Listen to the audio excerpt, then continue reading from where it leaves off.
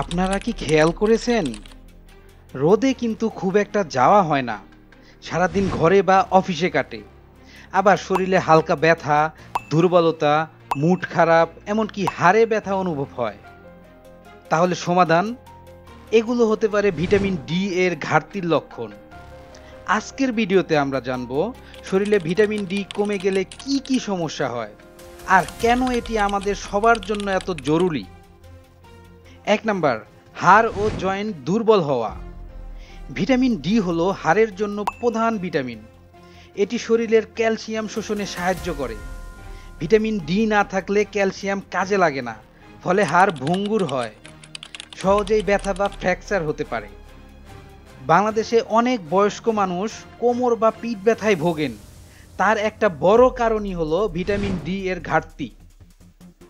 ২ number, পেশি দুর্বলতা ও অবসাদ।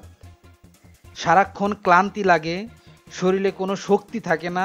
এই উপসর্গের পেছনেও থাকতে পারে ভিটামিন ডি কমে যাওয়া।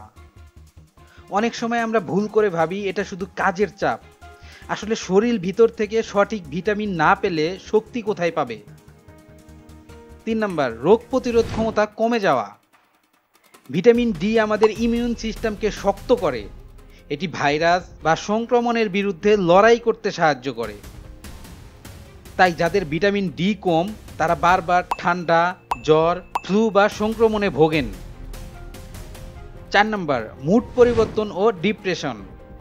ভিটামিন ডি কে বলা হয় সানশাইন ভিটামিন। গবেষণায় দেখা গেছে ভিটামিন ডি এর ঘাটতি হলে মানুষের মুড খারাপ হয়, হতাশা ও ডিপ্রেশনের ঝুঁকি বাড়ে। আমাদের দেশে অনেকেই ঘরে বাইরে ব্যস্ত থাকেন, রোদে দাঁড়ানোর সময় পান না, ফলে মানসিক স্বাস্থ্যেও এর প্রভাব পড়ে। শিশুদের হাড় ঠিকভাবে গঠনের জন্য ভিটামিন ডি খুবই দরকারি। এটি কম হলে শিশুদের রিকেটার্স রোগ হতে পারে, যেখানে হাড় বাঁকা বা দুর্বল হয়ে যায়। আর গর্ভবতী মায়ের শরীরে যদি ভিটামিন ডি কমে যায় তাহলে গর্ভের শিশু ঝুঁকিতে পড়ে। বাংলাদেশের প্রেক্ষাপট অদ্ভুত হলেও সত্যি, আমরা রোদে ভরা দেশে থাকলেও অনেক মানুষ ভিটামিন ডি এর ঘাটতিতে আছে। কারণ আমরা রোদ এড়িয়ে চলি, ঘরে বা অফিসে সময় কাটাই, এমনকি বাচ্চাদেরও বাইরে খেলতে দেই না। ফলে শরীর প্রাকৃতিকভাবে ভিটামিন ডি তৈরি করতে পারে না। তাহলে সমাধান কি? প্রতিদিন অন্তত 15 থেকে 20 মিনিট রোদে দাঁড়ান, বিশেষ করে সকাল 8টা থেকে 10টার মধ্যে। মাছ, ডিমের কুসুম, দুধ, মাশরুম ইত্যাদি ভিটামিন ডি সমৃদ্ধ খাবার, এগুলো খাবেন।